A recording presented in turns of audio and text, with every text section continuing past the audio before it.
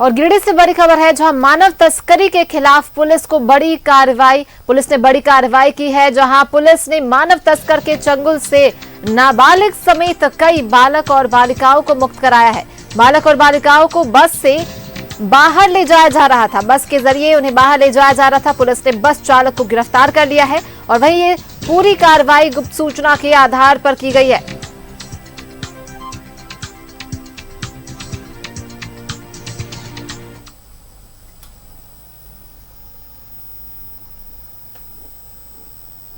मानव तस्करी संबंधित ये जो वारदात हुई है, कुछ क्षेत्रों से मैंने इस क्षेत्र से और कुछ दूसरे जिले से, जैसे दुमका, जमुई, बंगाल, ये सब लोगों का मानव तस्कर के रूप में यहाँ से सूरत ले जाए। 10 नाबालिग प्रतीत होते हैं और 9 बालिग और 4 महिलाएं, टोटल 23 की संख्या है। इन लोगों को जब डिटेन किया गया, एक का नाम है ये बबलू राम और शंकर साहब, ये दोनों गिरिडीह जिला से संबंधित हैं और इन लोग के ऊपर पूर्व से भी देवरी थाना में, हिरोडी थाना में और तीसरी थाना में कांड दर्ज था। इसमें कांड दर्ज हो गया है, मानव तस्करी संबंधी कांड। सहयोगी श्रीकांत हमारे साथ लाइव जुड़ चुके हैं, सीधा उनका रुख करते हैं। श्रीकांत, ये बड़ी कामयाबी पुलिस को हाथ लगी है, जहां मानव तस्करी के चंगुल से कई नाबालिगों को मुक्त कराया गया। कितने नाबालिग उसमें थे, कितने टोटल बालक इसमें थे और कितने दिनों से धंधा चल रहा था?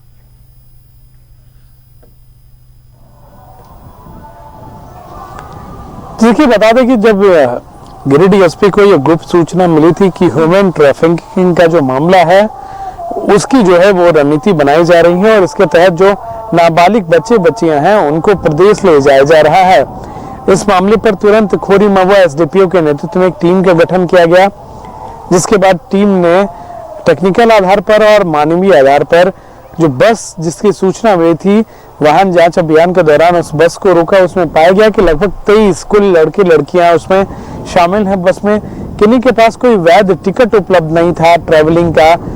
बस जो है वो सीधे सूरत जाने की सूचना मिली और लगभग 19 लड़के और 3 लड़कियां और एक महिला उस बस पर सवार थी और लगभग जो भी बच्चे बच्चियां थी या लड़के लड़कियां हम कह सकते हैं, सारे लोग नाबालिग थे और इन सारे लोगों को सूरत ले जाया जा रहा था।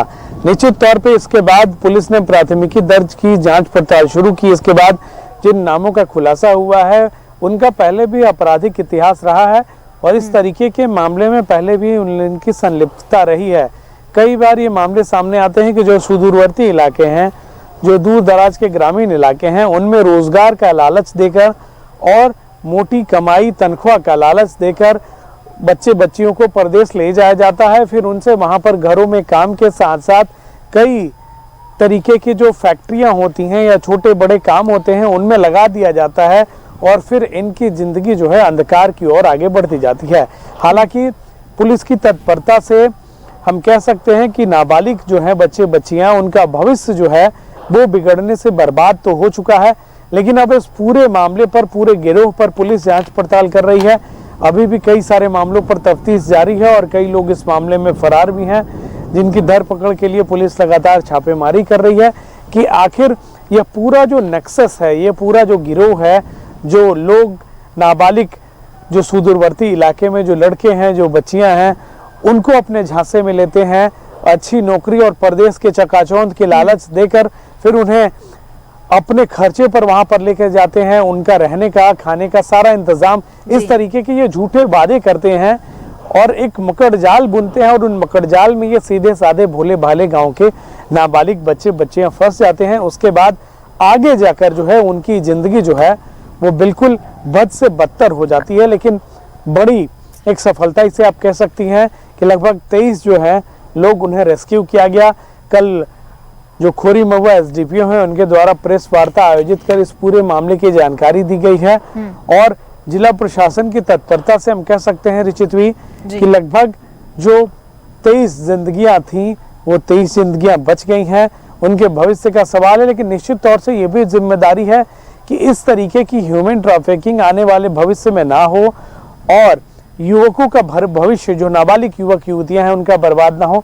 इसके लिए ज़रूरत है काउंसलिंग की भी ज़रूरत है, परिजनों को भी उतना ही सतर्क रहना होगा, क्योंकि प्रशासन तो अपना काम करता ही है, लेकिन जो परिजन हैं, जो उनके माँ बाप हैं, अगर कहीं कोई ले जा रहा है, किस काम से ले जा रहा है, वो आदमी परिचित है कि नहीं, उतना ही जिम्मेवारी माँ बाप की होती है कि आपके नन्हे मुन्ने जो नाबालिग हैं वो किसी गलत हाथों में ना पड़ जाएं और फिर अंततः आपको फिर प्रशासन के पास जाना पड़ेगा। इससे पहले आप ये देख लें, ये सुनिश्चित कर लें कि उनकी पढ़ाई पूरी हो और रोजगार के और चंद पैसों के लालच में जो है किसी और के हाथों में अपने भविष्य को ना सौंप दें।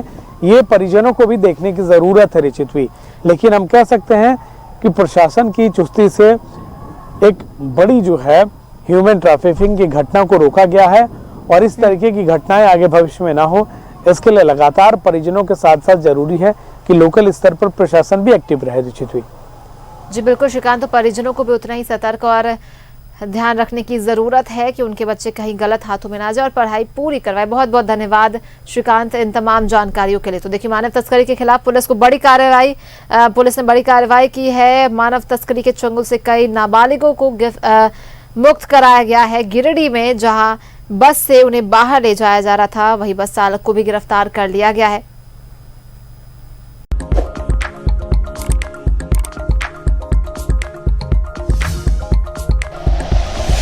Like and share videos, subscribe करें हमारा चैनल और प्रेस करें बेल आइकॉन।